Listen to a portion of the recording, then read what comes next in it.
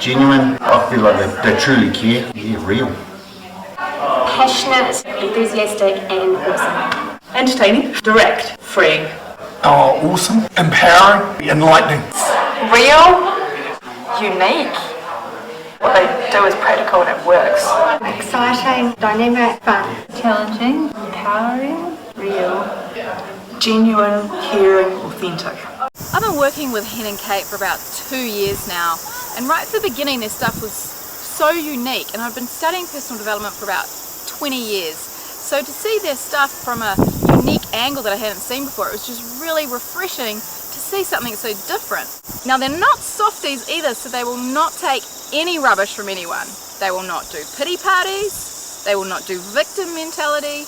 They will just inspire you and fire you up to be the absolute best person you can be and have the most amazing life that you want to live. 3 words to explain Kate and Hen and their coaching: inspirational, entertaining, and transformational.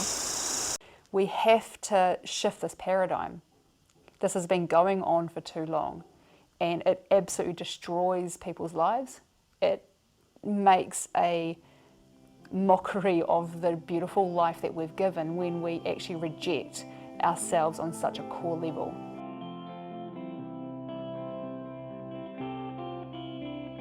It's been something that's always been in my heart to do a nude photo shoot. I saw so much potential in, wow, imagine having a photo shoot where just everything was hanging out. There were rolls, there were stretch marks, there were all the beautiful curves or shadows or whatever it was, pimples, and nothing's edited out. For years, even though it was in my heart of something that I'd love to do it didn't seem something that was possible for me to do. 6 months ago I wouldn't have been able to do it without feeling really insecure, and then years before that it actually would have been an impossibility. I see so many women and men who are just fully rejecting who they are, one through body, but also it becomes a metaphor for how much we cover up our own truth. And we just show the world the parts that we're okay with, and I believe that's just another form of covering up and disservice to who we are, and just another form of rejection. I had anorexia. That brought me to my knees, almost lost everything through that. I had bulimia, I had such huge self-rejection that it almost killed me. If I could go from rock bottom of total self-rejection, of not loving any part of myself, it was the biggest prison that I lived inside of. And I'm crying because I see so many women experience that and pass it on to the next generation. It is actually no longer okay. It's no longer okay that we tolerate this and we make this normal. It is actually not normal to disown yourself. Look at how a baby's born. They don't give a shit what their body looks like. That is our base normal. That is where we came from, and it's where it's time to return to.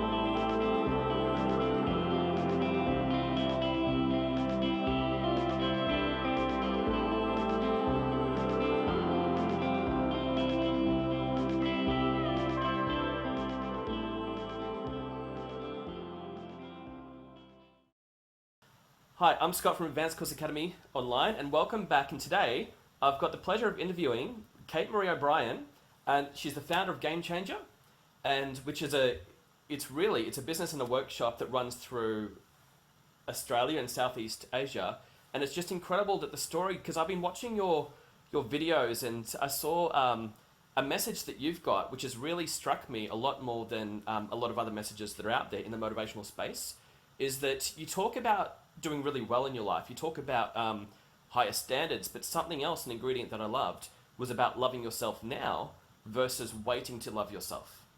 And so this could be to do with, I'll love myself once I have the money. I'll love myself once I have the body. I love myself once I have the relationship or the client base or any of these. And so that's something that I really loved about your message, well, many messages. It's that it really comes from this place of that you're okay at the moment, if that makes sense. So the people that, so who I'm saying hi to today in my list or my tribe is that there's students of NLP and hypnotherapy and whether it's Reiki, kinesiology, and these people who are basically seeing clients one-on-one, they're looking to really start their business. And you've been such an inspiration in what you've done, is that I wanted to basically see if I can chuck some questions at you that could really help them to start going. Because it can be tough out there when they've got these fears and they've got these, it could be one knowledge gap, just one extra fact that could really just set them off in the path to success. And these opportunities are out there, but sometimes you just need to know that one thing, or you just need to have that one piece of perspective. And what I find, like, really our industry, it's healing, and it's a perspective industry where that's what we do, that we're not so much laying bricks as much as that we're sometimes taking them away, if that makes sense. So welcome, and thank you so much for talking to me today. Can I just get you to perhaps, like, say, introduce yourself and just tell me a bit about your story, because I've been through it and it's really incredible, like, listening to what you went through in your teens, and then from there you had to make a decision, and then you went on to build an incredible business and lifestyle with you and your family. Yeah, absolutely. Thanks for having me too, Scott. So for those of you who don't know anything about me, so I grew up in New Zealand, and there was a point in my life, late teens, where I would say, accumulation of things as childhood, it all kind of came to a point where I found myself with anorexia, scared, feeling very alone, very isolated, had really cut people off from my life and pushed people away. And my life was really spinning down in a spiral. And then, I had anorexia for 3 years. For those of you, I don't know if anyone's listening who's actually worked with people with eating disorders, it takes a lot to get through that. I had bulimia for 8 years, and as I started to get through that and started to kind of pick the pieces up in my life, because I really had crashed to pretty much as low as what one can go, humanly possible, picking my pieces up from my life after that, what I did was I got my life to what I would say, a very normal level. Yeah. And I class normal as functioning well in the community, on the top, having a business, maybe having a career, having all of those kind of boxes ticked, but underneath feel like you're hiding a whole lot of shit, or feel like there's this level of failure underneath, or this level of aloneness underneath. That's what I class as normality, because I look out in the world and I see so many people doing that. So I got myself to a level of normality. I was working as a registered nurse. I had a property business where I had rental properties. I had a marriage that looked good. I had children. Yet, under the surface, I still didn't feel good. Yeah. And that was actually the frustrating part. I actually ended up with a drug addiction, and after a year of that, got totally brought down to my knees in a powerful and final way, that I really got to actually realize that, yes, I had kind of like, when I first of all had done all of the work on myself, it's like I had burnt the tree above the ground, but the roots were still really alive under the surface, and so they just threw up a different kind of a plant. And so that was what the drug addiction was. So I actually got to realize that I actually needed to go inside and actually look at healing those roots, and I really had to get some Roundup in there. So that was my next part of my journey, was actually going in deeper, but also developing an intolerance to living that kind of normality, whereas actually I was just where I realized actually I'm ready to actually alter that paradigm for myself and experience my life where I'm not waiting until someone else gives me permission, until I've got all of my shit sorted, excuse my French. That's all right. Until I have all of my ducks in a row, until someone else says that I can, until I've got all of my resources lined up, until I've ticked all my boxes. Like, I'm not going to wait until I actually really stand up and use my voice and speak my truth and actually love who I am. All of that stuff can be done now, and in the messiness of life, because that's the thing, if we wait until things are finally not messy, we're going to wait until we're dead. And I did get that as a very clear message when when I was working as a registered nurse, I would nurse people who were at the end of their life in palliative care, and every single time they would tell me how there was kind of like this experience throughout their life that, I'll get round to it. Yeah. Kind of like they'd had their ideal life that they really wanted, that there's like a feel that we have on the inside that we know there's something more, and we all have that experience.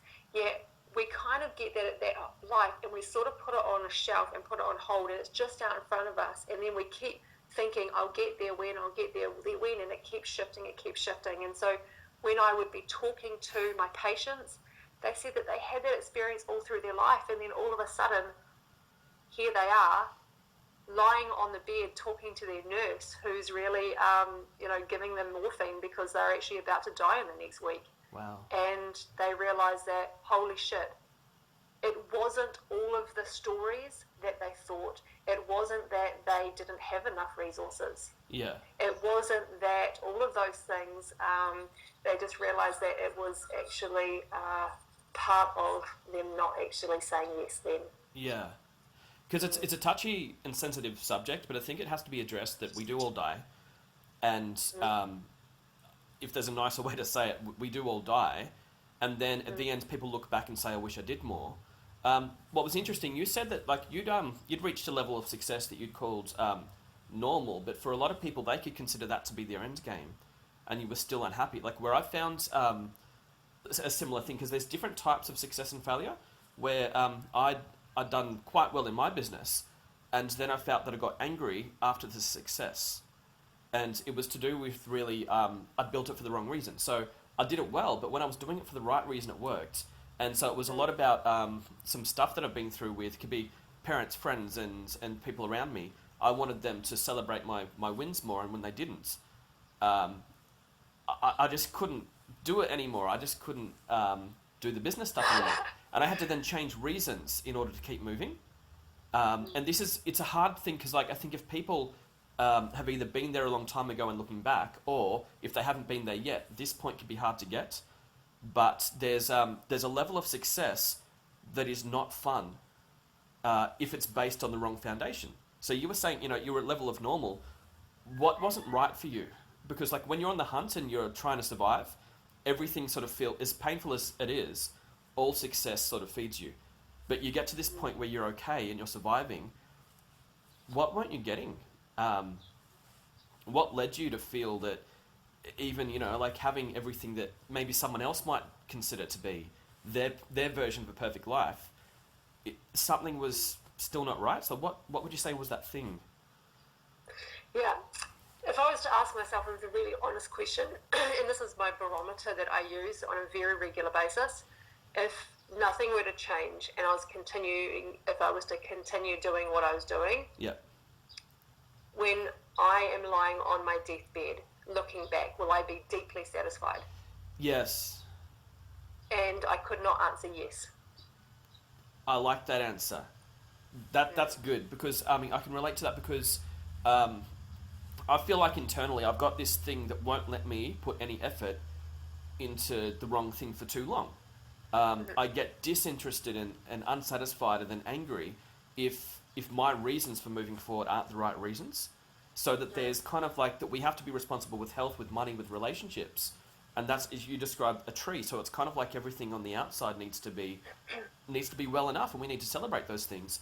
But on the deathbed, if you can't say that that it stimulated you in the right way or fed you back spiritually in the right way, it's very hard to sustain that along the way. And it can be, for some people, it's the deathbed looking back.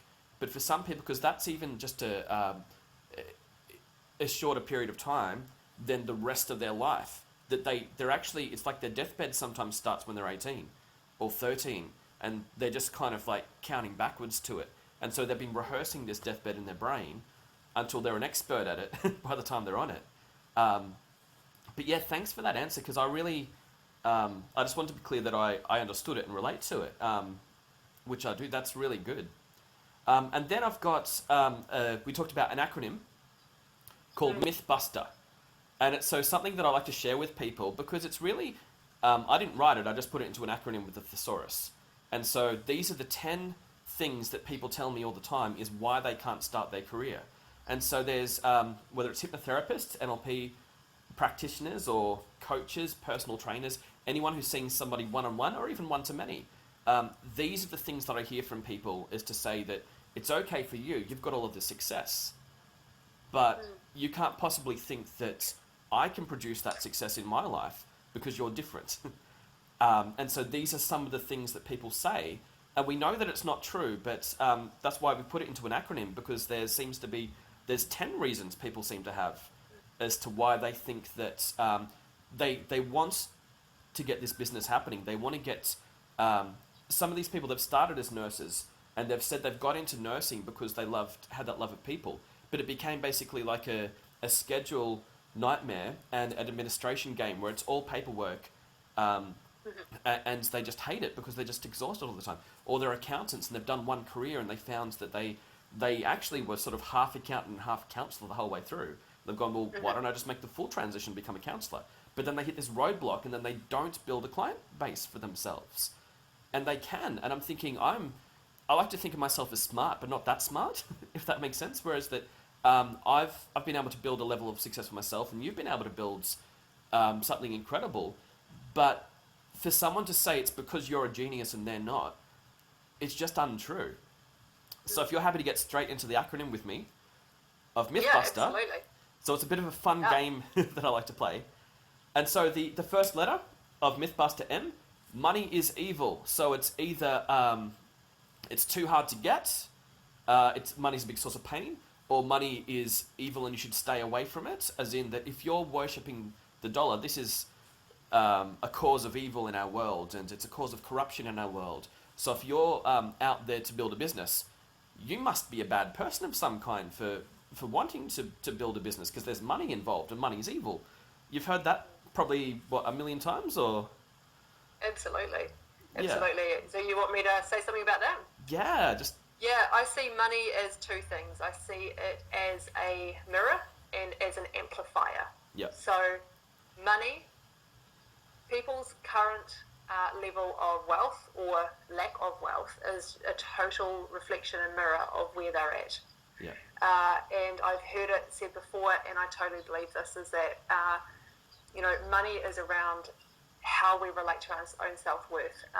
I want to give an example. So, when I first started in this business, I went from being a registered nurse, getting an hourly rate, to transitioning as a coach initially. Yeah. And, it was really challenging to actually charge that amount, yeah. because all the story that came up, I didn't actually just see it as a fair exchange of value. It's literally just a value. We have so much story collapsed around money that it actually blocks us, and we don't realize that it purely is just an exchange of value. If you're actually giving a service to someone, and I'm speaking directly to the coaches and the people who are, service delivery now and not working for an employer, if you're giving a service to someone, look at the actual impact that 1 hour is going to provide them. You're not looking at just 1 hour.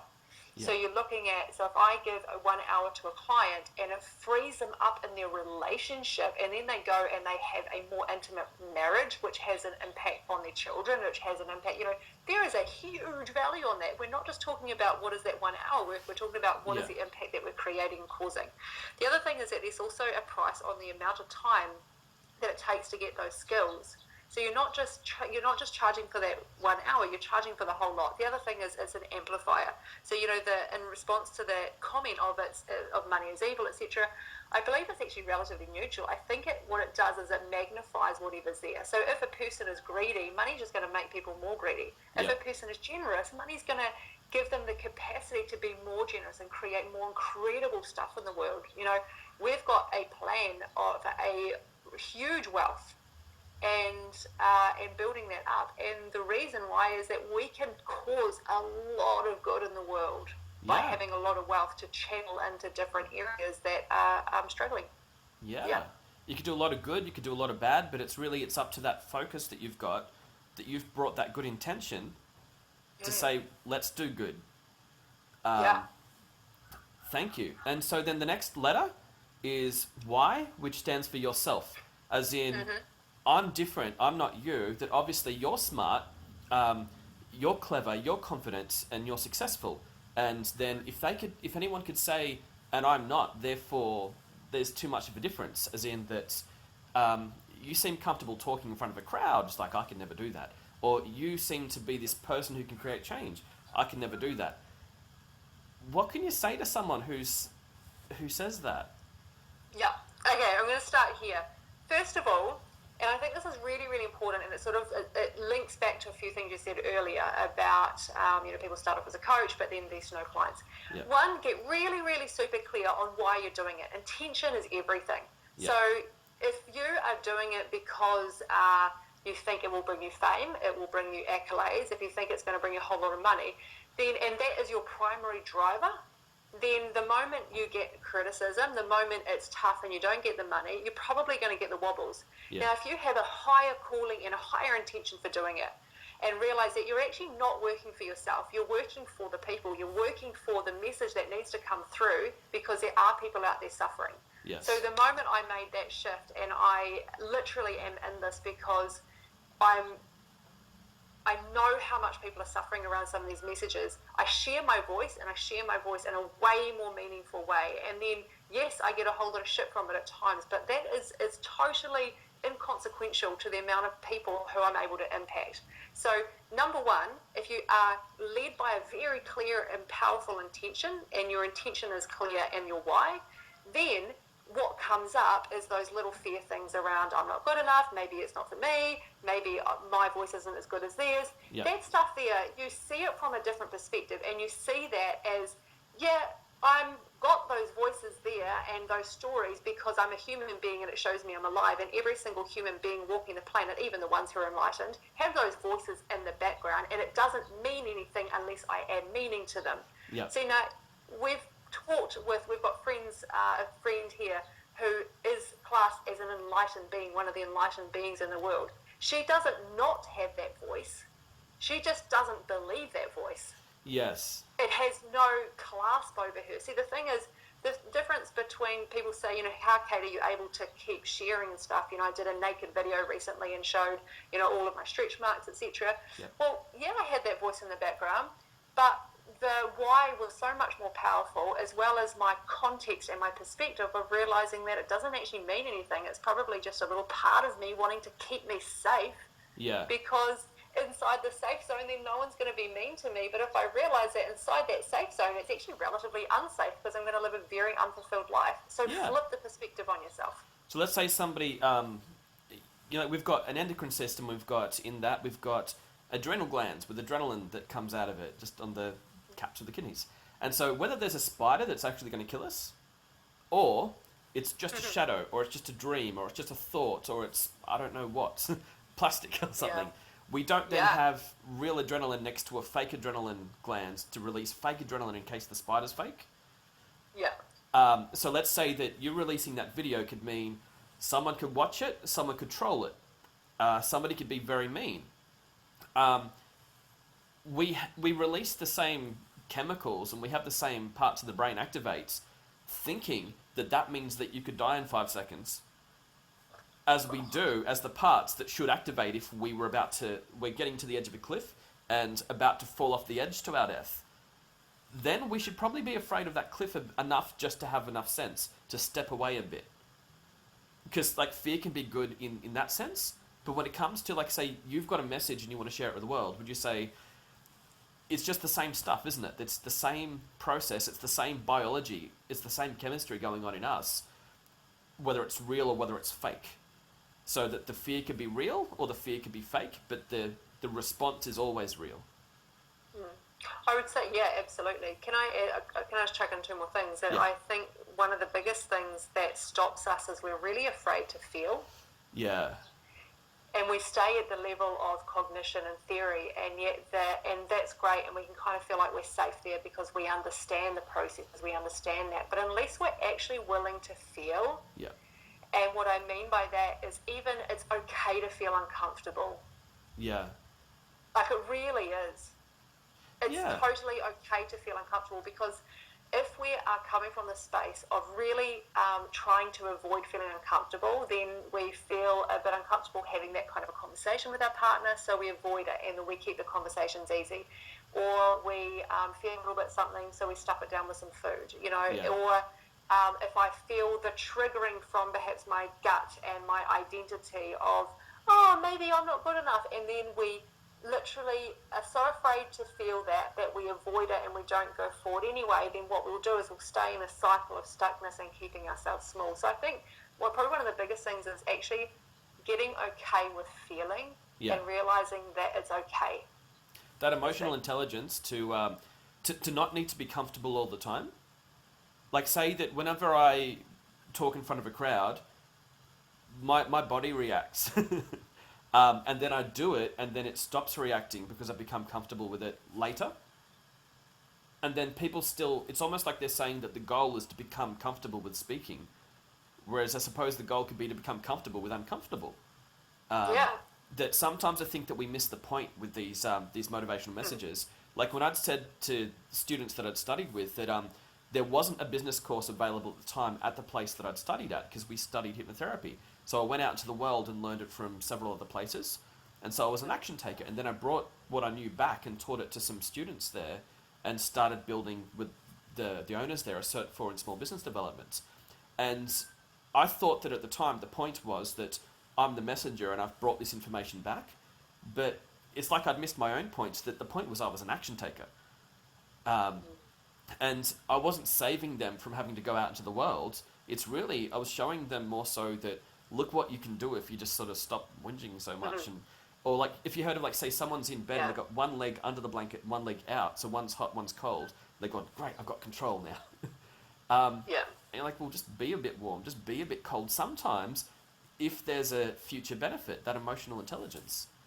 I love it. Thank you for that answer. And then the next letter, T, techniques and tools, or trust in those techniques and tools. This is where they...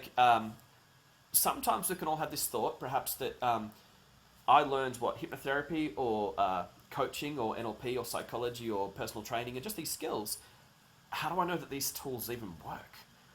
How do I know that I can trust in myself with the stuff that I've learned? Is anyone going to want me to use those tools on them, or are they any good? Yeah, absolutely. It's almost like there's two levels going on. One, I could answer it on the level of the strategy, but two, it's what's underneath that's actually fueling that fear, and it's almost like it relates back to the why of the acronym that we talked about, which is, perhaps I'm not good enough. It comes back to almost like that core negative belief that we all have as human beings that lies dormant under the surface. Yeah. And we all have it in the flavour of something like, I'm not good enough, I'm not worth it, I'm unlovable, that sort of thing. So it sounds like kind of like deep down under you is that. I would actually say it's not even about the strategy. Yeah. It's about go there and do the inner healing work. Go actually and find the root and heal that. That being said, let's talk about on the level of strategy. Is that what I see is that on the level of strategy, knowing that, and once you've done that inner work, learn the strategies as they are, like learn them, become so competent in them that then you don't even have to think about them when you're doing it. And then you meld them with your natural genius and you evolve them from there, and trust that every single time you have and I'm looking at the camera because I want to look at whoever's listening, you have such an incredible set of genius and skill set that is so unique to you that no one else on the planet has ever had. Like, you have a unique perspective of the world from your life experiences, through your makeup, through whatever you brought through from beforehand to now, that it would be such a disservice if you continue to buy into the story of, I don't have anything special to share. Yeah. So my request is that you actually own that, and you trust in the uniqueness of what you were here on the planet to do. Then learn the strategy, learn it to get the confidence in the strategy at that level, and then involve it and trust the process that you bring to it and have it be a creative genius thing. Very nice. Because, I suppose, we can sometimes be, if we let it, be study junkies, and then never do that thing. Which kind of brings to the next letter, H, for high prices, that clients won't charge that much. That can't I just charge like $25 an hour or $30 an hour to help somebody, or is that going to, well, what if I charge like any higher amounts? People just won't pay that much, because I asked my friends and my friend said that they wouldn't. Look, people will pay for value. That's the end of it. If you're actually providing something that is actually really impacting them in the ways that it's solving the issue of the problem that they're actually experiencing in their life. People are going to pay for it. That's the thing. Yeah. And so stop thinking from a point of view of people won't pay me for my hour, and start sharpening your toolkit and actually getting to a point where you can really make a difference with people, and then they will pay for that value. Yeah. Every time I've found it, and I'll give you a small example. I used to charge, it was $80 an hour, and I got people on $25 per week payment plans because I was so in the space of people won't pay, people don't have the money, blah, blah, blah, blah, blah. Yeah. I really did the work and shifted that. I sharpened my toolkit on the level of strategy, plus I went in and found that little part of me underneath and really did some work there. And within, I think it was 5 months, I had a program in place, and it was $5,000. Oh, sorry, at that point, no, it was $4,500 per 12 weeks per person, and we enrolled 12 people on that program. Beautiful.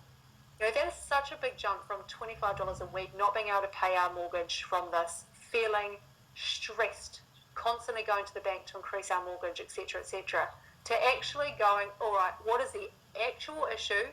Getting responsible for the way things are occurring to me is because there's an occurring world that I'm buying into. It's not like an actual reality that is like a fixed reality. It's an occurring world, and what do I need to do to be responsible for how I'm showing up to have the world occur to me like that, and then doing the alterations required. Exactly. I love that. And plus there's evidence that people will pay that much, because there's industries such as ours that people are always paying that much. It's just happening every single year. That so many, it's like there's, I think it was like, say, T. Harv Eker, who said that there's invisible currency floating through the air above our heads all the time. It's just happening. It's just like, well, whatever world you want to live in.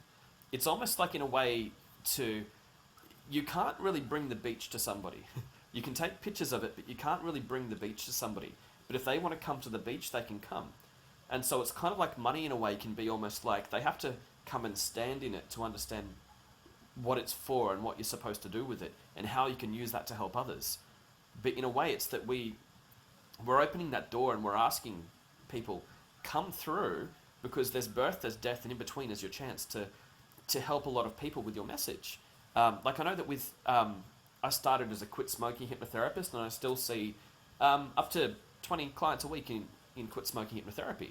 These people, they can easily spend $100 a week on cigarettes, and that's $5,200 a year. Sometimes 20 grand between couples if they're spending, let's say, 200 each.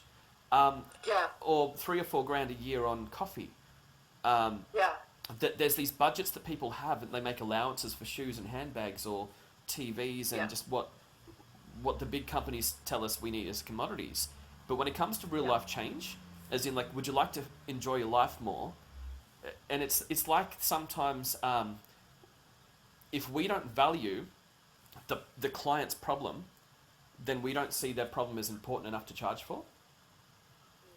And then the next one, so blame. And this one, it's usually worded differently when somebody says it.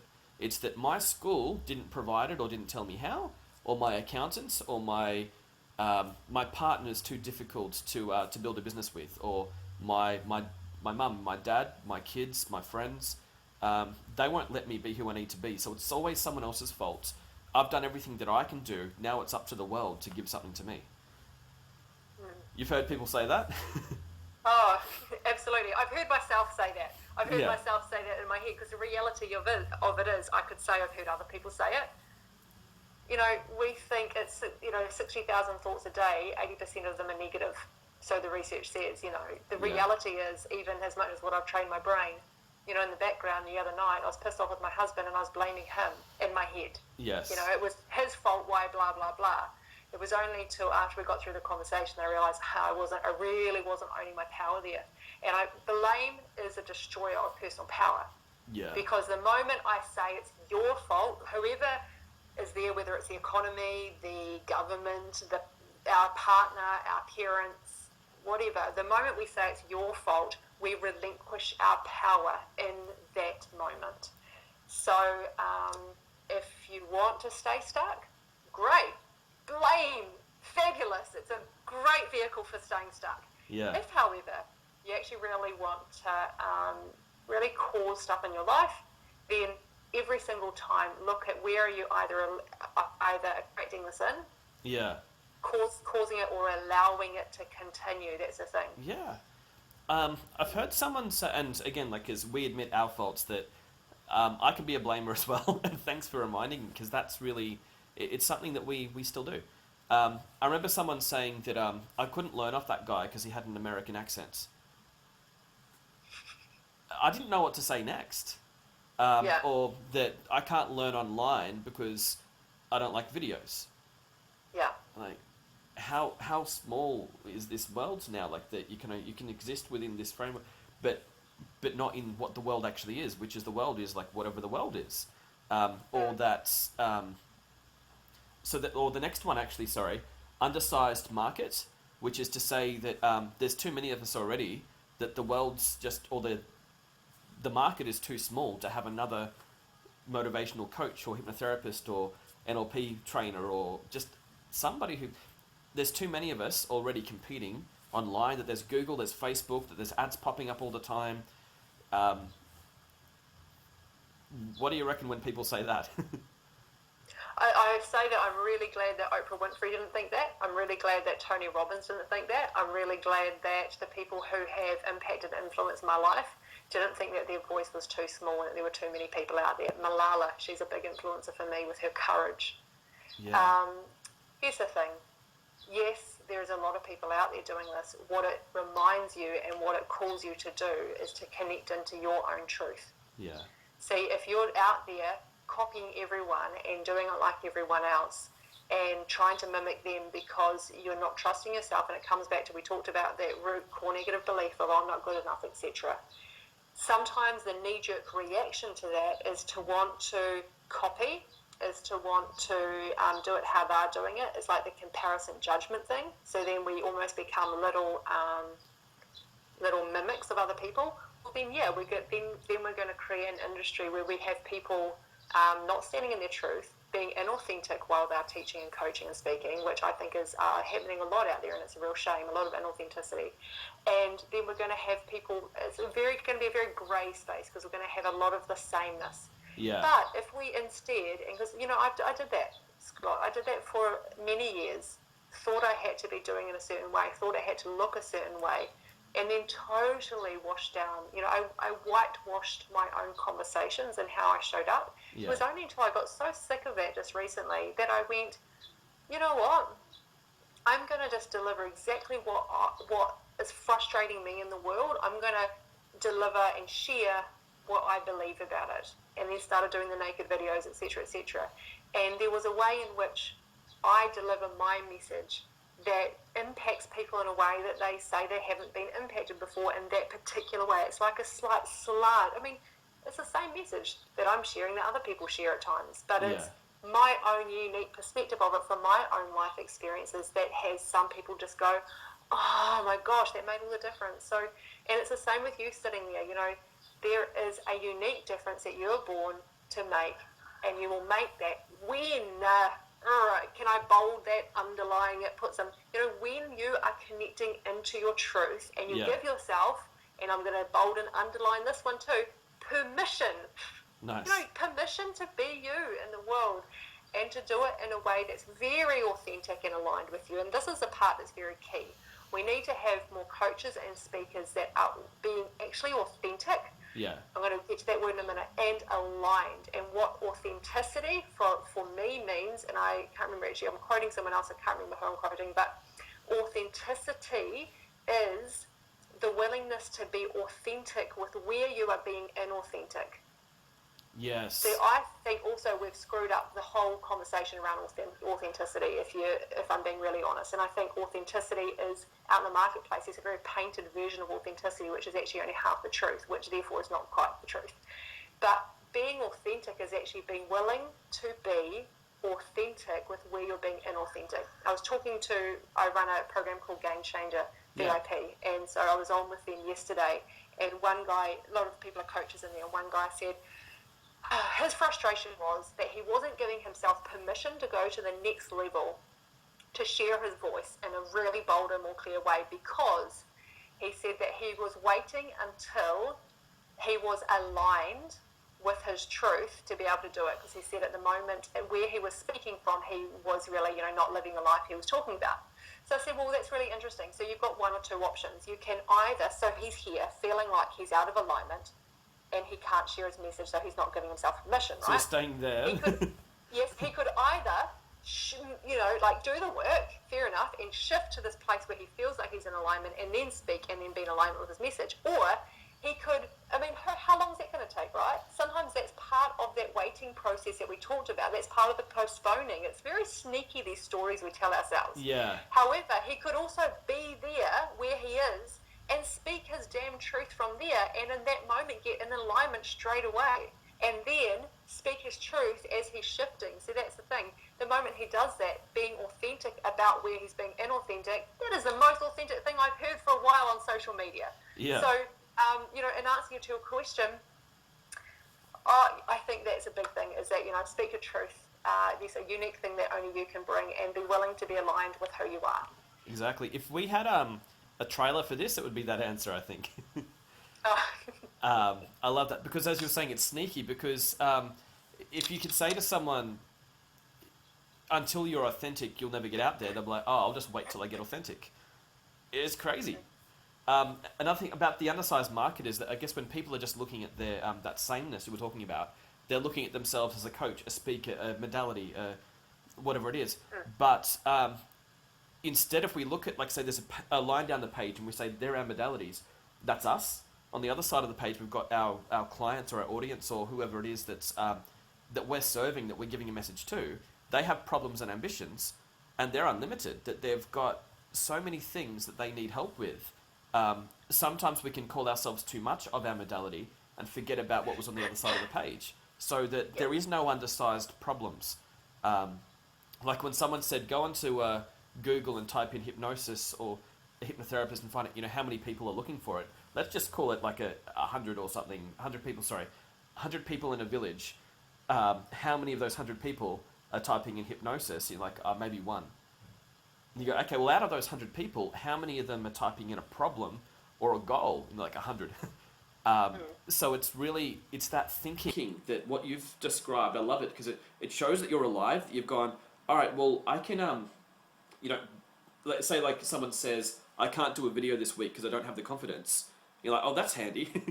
It means I don't have to do a video. That they've actually created... Oh, yeah. Woo! Yeah. It's my get out of jail free card. Exactly, so that you'll never... Don't worry about being successful, that you're allowed to not be, because you've made a box. I think you also had like was it the mum box? What did you call that? Like when you say like, if you're a mum, you can't do it because you're a mum, because... And it was like, was that called the mum box? I can't remember. Sounds... Yeah, I was watching another interview, but it was to do with... Oh, yeah. It's a reason to say that I don't have the hours, or I don't have the focus, I don't have the attention. Absolutely. I mean, we have all of these excuses. For some people, it's the mum. I'm too busy. I'm this, I'm that. I've been up since, I think, what's the time now? It's 10:30. I get up at 4:30 each morning. Wow. Because I'm not willing to compromise on the things that are so important to me. Yeah. And saying that, I say no to, I'd say 95% of what most people in the world say yes to. Mm. So there's a lot of stuff I don't do and I refuse to do. I also have a messy kitchen. Like, let's be honest. Because I don't value having an extremely tidy kitchen. It's healthy, put it that way, but it's messy. Yeah. But I am totally uncompromising on getting up at 4:30 to get the key things done in my life that have me set up in an empowered way, so that when my kids wake up and they start demanding and complaining, they're not always like that, they're pretty cool. Yeah. I'm not just a reaction, because I've already centered myself. So I get up at 4:30, I look after myself, I do my meditation, I write, because that's part of connecting into my truth, because I'm not interested in just being a model of other people. Yeah. Then I do some exercise, and then I get on a Facebook Live with my team. Nice. So, that stuff, then when the kids wake up, I'm usually done by 6:20, my morning routine. The kids come out, and I'm like, hey guys, and then I can be present with them for the morning. The lack of time thing is another bullshit excuse. Yeah. That's all it is. We all have the time. It's just, what are we valuing? Most people say they value this, Yeah. But what they value more is feeling comfortable in bed. Yes. What they value more is perhaps, let's say, watching TV at night and going numb versus reading a book and upskilling. You know, it's a value thing. It's change your life, or it's Netflix, or it's buy that course or a coffee. It is amazing because, like, with time, like, with money can go up and money can go down, but time's like sort of a consistent, that we've all got that 24 hours, and it's how you allocate it. So as you just described what you focus on, and then you divide it based on that. That's brilliant. Then the next one, system or no plan, that they don't have a strategy or they don't know what to do. That they're like, I just don't know how to get there. What do they do? How do they get there? I'm going to answer that, and before I say it, I'm going to say a disclaimer. This is all. If you feel like, listen to this interview, all of these questions as you're sitting there listening, these are all from the same space of I can't. It's too much. Yeah. Someone else do it for me. Like, it's all in that same space. So it's almost like the same answer could be for every part of them, which is really like, get that it's all an illusion. Get that this world is occurring this way because you're feeding into this occurring world based on it's easier to stay safe. Saying that, let's talk about that. Let's talk about systems. There are ways to get it in. Number one, I'm rapid fire some things.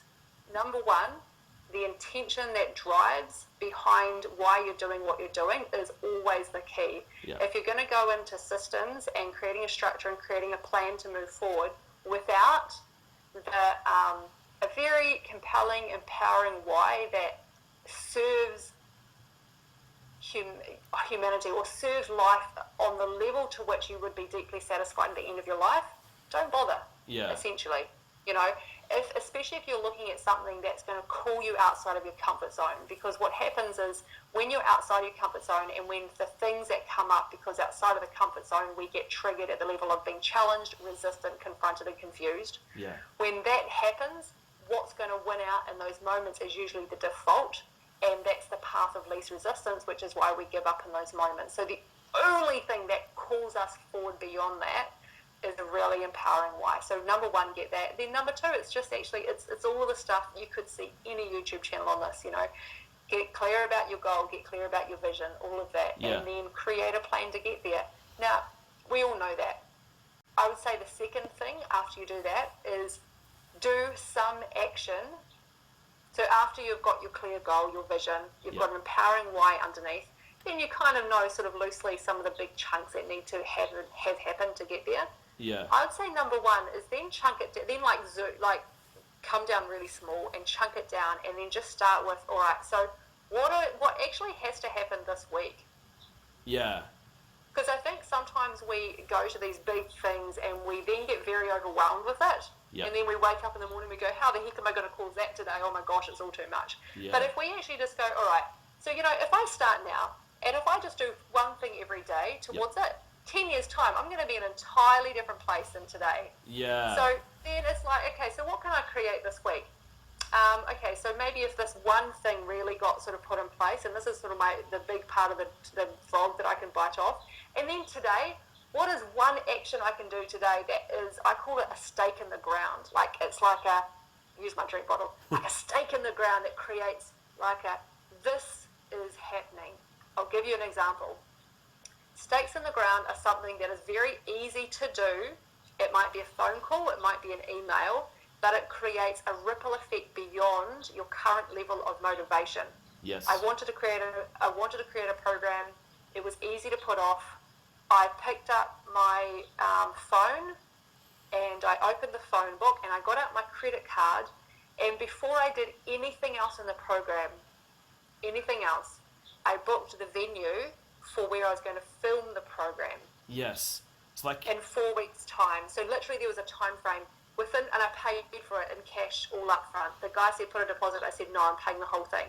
Yeah. Because I wouldn't get that $1,000 back. Now, honey, on every cell of my body, I was committed to doing whatever it took. And oh my goodness, I shifted my life Yeah. to make sure that in 4 weeks' time, I showed up at the venue with the whole program planned out. I had to get all of the equipment. I had to learn how to use a camera, learn how to use lighting. Yeah. And I filmed that video and I launched it and I earned $70,000 off it because I was willing to go, stake in the ground, here's my credit card, let's do this. Wow.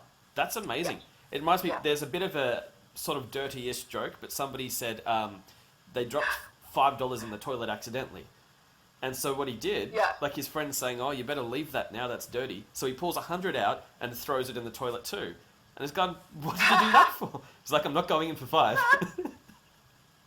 I love it. That's fabulous. That's fabulous. Yeah, it's like in the hero's journey, they call it the threshold, where, like in the Matrix, let's say, like when Neo gets out of the Matrix, now we can't go back in. So it's that commitment where you've, like with me, I didn't have the money to get my office to see my first clients. So then I had to get my clients, and I had 16 in my first week. Before that, I had none. So I'm like, what made the difference? I was doing all the same advertising things, but the advertising worked that week and kept working. And I'm like, is there a universal energy or something? Or is my signage that good? I don't know. But it's that commitment. And every time I've tried to do something with like hard work alone, it's never worked. Anytime I combine just, work that could be hard work, but it's not the focus. It was that stake in the ground of like, I'm in now, I've got to do it. It could be a workshop, as you said, or it could be an online course. I built an online course because I sold it and hadn't built it. Then I built it. Before that, it's like I couldn't build it. Beautiful. But it's it's that I'm not going in for 5. The next one, because we were talking about time, and then the economy. And so let's say that last year all the conditions were better. This year they're not, that the economy's changing, therefore the economy's down, I can't do it. Or like we know stuff's changing all the time, but it's weird this one because I hear it every year. Every year I hear that this is the first year that the economy won't work anymore. Have you heard people, well, not just blame the economy, but have you heard it is that it's always new though? Like it's always that it's this year is the worst possible time to get into it because of the economy? You know what, the interesting thing is, we were just talking about what's lying underneath fueling all this. Yeah. It always tailor makes the excuse for today. Yeah. So for some people, they really are just, I'm pulling everyone's leg here, they really are just too young to start. For some people, they really are just too old, and in the same breath, someone's too young and someone's too old. Yeah. Or it's the economy, or it's whatever it is. To shift it around, there's a lot of people who thrive in a down economy. There's a lot of businesses who take advantage of it. It comes down to, this. If you look at it from the point of view of that, there's always some kind of excuse you can have, and then use it as a time to go in and sharpen your own toolkit and to deepen into your own self. And then whenever you feel or see or notice those excuses, and I would recommend that people develop a really fine-tuned observation mechanism in themselves to catch this, almost like put out a fishing net in the mind, and have it be cued in for excuses. Then when it catches excuses in the net, use it as an opportunity to go, all right, so what am I really afraid of here? Yeah. And actually drop in underneath and ask questions that go underneath it, and find out actually really what is the actual fear. Yeah. And if you're willing to take responsibility for it and actually go in and do some deeper work, it's an opportunity. All of these fears and excuses and blocks that come up for us, they're actually opportunities when we look at them a different way, because they are little signposts that show us where we're afraid to expand. That's really it. Because we hear that the dollar's gone up, that's bad, or the dollar's gone down, that's bad, or the economy's down, that's bad, or the economy is up, that's bad. And we just, it's amazing, like, well, what's good then? What conditions do you want? And so it's like with home loans, you could say, well, when the interest rate is low, that's brilliant to get in as long as you can get a deposit. And then when the interest rate is low, like it's another problem as well, is that house prices can be high. But then also, like, if house prices come down, then perhaps the interest rate goes up. Like, well, you're always going to be in the in-breath or the out-breath. You're going to be in the summer or you're going to be in the winter. And so wherever you are, like, we've been here for like so many millions of years, stuff happens, and there's a cycle to it, and that, you know, there's waves. Like, I've been finishing a book that I'm writing, and one of the metaphors is about like this fisherman who he catches them in waves, because we know that you've got to go to catch something big enough in order for it to be worth it, if that makes sense. Because you'll have, like, on Christmas Day, I know that I can't get anyone to come into my clinic on Christmas Day, if the economy's good, bad, or indifferent, because it's Christmas Day. But in January, I can just get as much business as I want. But there's also there's ways of solving this where, because there's waves of people coming through, you've got to make sure that you stay out there, or you leave your net out there all the time, so that as the wave comes, you catch it, or else that you're going to miss 100% of the waves because you complained about it and took no action.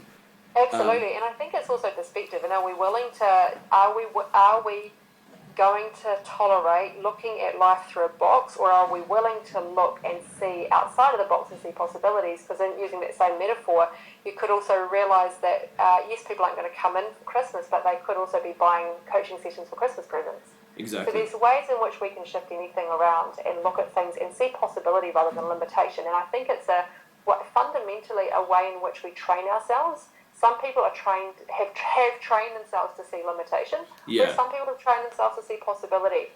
I highly recommend to people to not watch the news. It's really interesting. We don't watch the news. In fact, we don't own a television, and we haven't had television in 10 years. So I actually really don't even know what the heck's going on in the economy. Yeah. Now, my parents think that is bloody irresponsible, and they hate the fact that, and you know, I've heard that for years, and for the first few years I felt guilty. Maybe I am irresponsible. The interesting thing is they're also the ones that are dishing out, that told us not to get into this business, that told us, they're always dishing out advice. Now, and that's not no disrespect to my parents, it's, you know, just an example of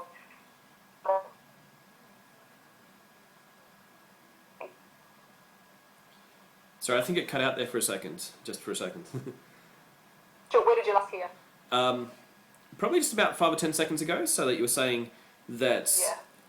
Essentially, it's no disrespect to my parents. It's more just a comment on we can have different ways of thinking. One can be a limitation viewpoint, the other one can be a possibility viewpoint. Yeah, absolutely. And it's to do with us and what we say. And it's like what Gandhi was saying, that first they ignore you, then they laugh at you, then they fight you, then you win. But they kind of left out two parts, because it's first they ignore you, then they pay attention. Or then they laugh at you, then they take you seriously. And then they fight you, then you win. Or like, say, sometimes first come the trolls, then come the fans. And so if we can get comfortable with being uncomfortable, we can do so much more with our lives. And being uncomfortable is just not that bad, really. Or the last one, the letter R, which stands for resources. So this can really be to do with, I can't get... I don't have an office to work from, or I don't have a place to work from, I can't get a $100,000 or $20,000 loan from the bank, or I don't have a degree in cameras and internet and marketing, so I don't have what you have, and so you've got the resources to succeed, I don't, therefore I can't.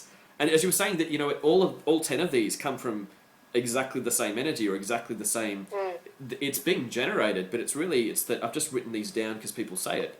And I just love the fact that we're picking them apart, and thank you so much for doing this. Pleasure. So what resources... Oh, look, I love this one. You can either look at the resources you don't have, or you can be resourceful. Yes. So what would it look like if someone was being resourceful?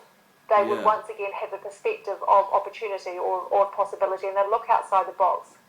The only reason why I've got to where I am is not because I've been flooded with resources. In fact, I've been I haven't had resources most of the time. Yeah. It's only my willingness to be resourceful and to actually come up with opportunities and to make options. And, you know, let's look on a really basic level. We used to have holidays all the time, family holidays in beautiful places and beautiful houses, and they never costed us a cent. Yeah. Now, I'd look out into the world and I'd see people saying, oh, you know, these people that have all these lovely holidays and I can't afford it. And, you know, there's this whole poor me story around why they can't have what they really, really want.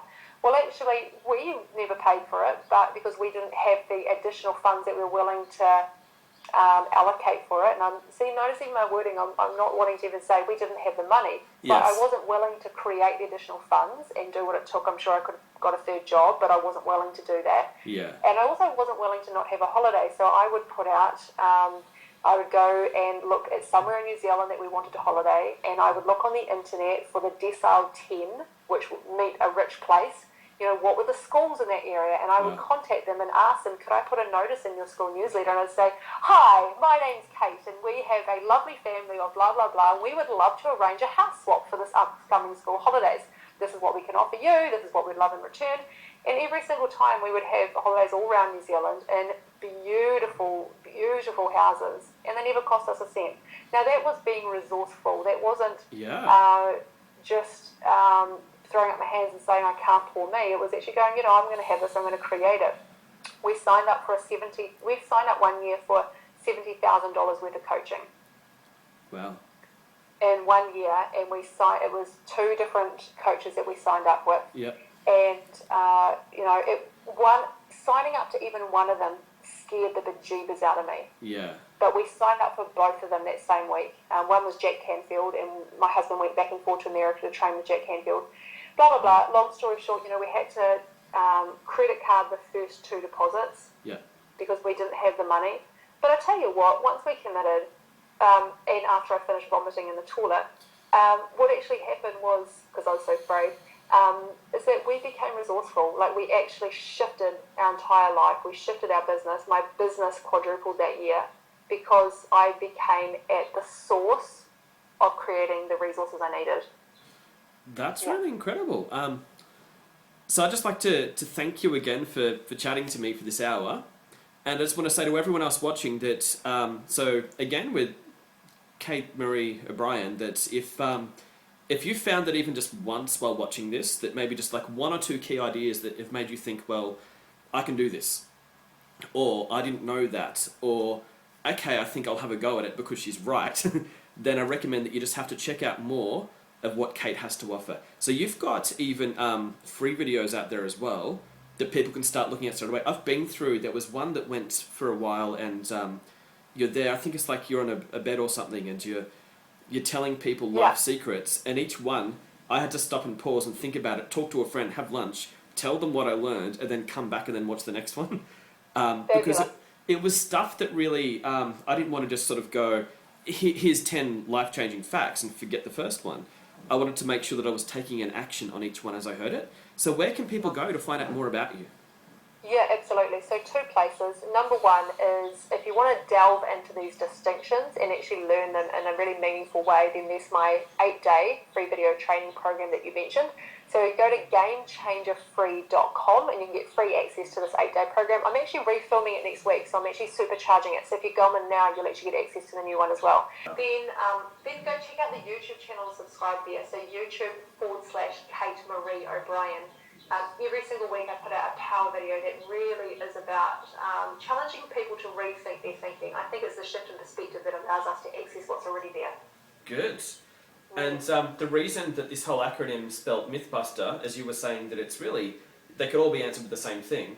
They're all myths. If you want to live your life, go and live your life. That do what you want to do because you can. And so again, like, thanks so much for coming. Just before we go, can I get like maybe just like 2 more bits out of you? What's the number 1 biggest mistake people make? And number 2, what's the first step that they should take after watching this video? Got it. When you say what's the number 1 mistake people make in terms of what's the context? So let's say someone wants to build their business or start seeing clients and build a real business, not hobby for themselves. What's the number 1 mistake that people make? I would actually say is that they hold themselves back. But you're saying it's if they've already started. They're a recent graduate and they're just overwhelmed. They don't know what to do next. I actually think perhaps not trusting themselves. So if I see a lot of people that don't trust themselves, don't see the value that they can provide, get overwhelmed with all of the other people out there in the market, and then don't take action, or take action in a very toe-dipping, watered-down way. I think it comes down to trust, and as a result, a number one action I would say after this is when you finish watching this interview, take 5 minutes. You've already invested I think we've gone over time, well over an hour in watching this if you've got to this point. Take 5 minutes, a pen and paper, and write. So I'm assuming this has opened up something for you. And if you don't take the time to write and then connect into whatever it is that's emerging through, what happens is that can then close off because life gets busy. Yeah. So number one action is take a moment, start writing, connecting into that truth of what's actually opening up, and then what is one small action that you're going to take today from there. Thanks, Scott. Beautiful. Thank you so much. Click the links. Lovely to meet you.